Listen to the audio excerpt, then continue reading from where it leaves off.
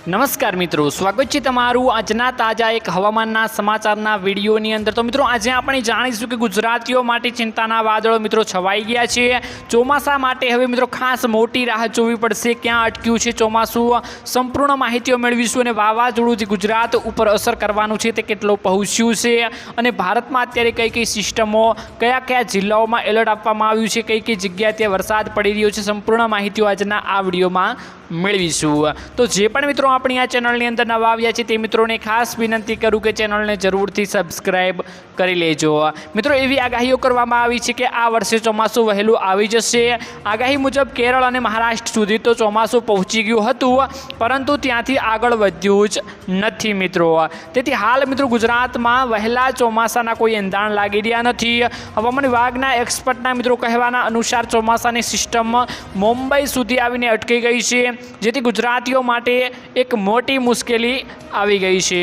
વરસાદ આપતી સિસ્ટમ દક્ષિણ ગુજરાતથી મહારાષ્ટ્ર સુધી સ્પીડમાં પહોંચી, પરંતુ અહીં સુધી પહોંચ્યા પછી આ સિસ્ટમ ઠંડી પડી ગઈ છે, ગુજરાત સુધી પહોંચી શકી નથી। આવામાં ગુજરાતે હજુ સારા વરસાદ માટે રાહ જોવી પડશે અને કેટલાક હવામાન નિષ્ણાંતોનું માનવું છે કે નેતૃત્વનું ચોમાસું આવતા ગુજરાતમાં જૂન સુધી રાહ જોવી પડે। એટલે જૂન મહિનામાં મિત્રો આપણને આ જૂન મહિનામાં જ મિત્રો આપણે ગુજરાતમાં ચોમાસું આવી જશે। તો મિત્રો આવામાં ગુજરાતમાં ગરમી, ઉકળાટ અને બફારો રહેવાની સંભાવનાઓ વ્યક્ત કરવામાં આવી ગઈ છે। જ્યારે પરેશ ગૌસ્વામીએ જણાવ્યું કે થોડા દિવસ અરબ સાગરની અંદર એક સિસ્ટમ સક્રિય હતી, જેના પરિણામે કેરળ, કર્ણાટક,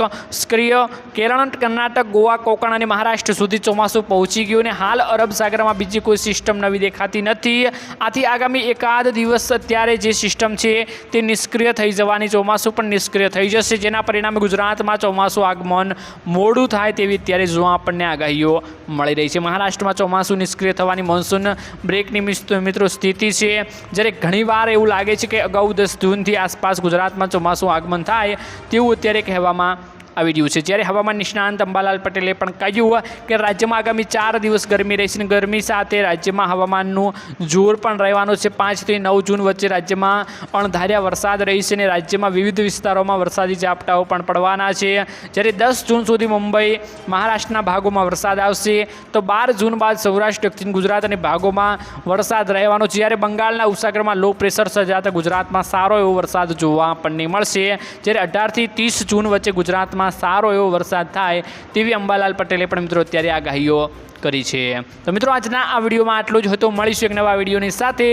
ત્યાં સુધી મિત્રો વિડીયોને એક લાઇક કરી ચેનલને જરૂરથી સબસ્ક્રાઈબ કરી લેજો।